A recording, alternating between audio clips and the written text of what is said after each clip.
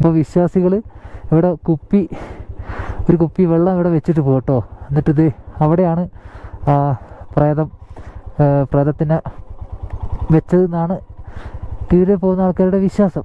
കണ്ടോ, അതായത് നമ്മൾ താമരശ്ശേരി ചുരം കയറുന്നതിന് മുന്നേ മറ്റേ പൈസ ഇടൂല, അതേപോലെ ഇവിടെ പ്ലാസ്റ്റിക്കാണ് ഇങ്ങനെ ഇടുന്നത്. അപ്പോൾ ഇതൊക്കെ കറക്റ്റായിട്ട് തന്നെ ഇവരെടുക്കുമെന്ന് അറിയില്ല. മീൻസ് ഇവരാരെങ്കിലും വാരിക്കൊണ്ട് പോകുന്നുണ്ടോ എന്നും അറിയില്ല.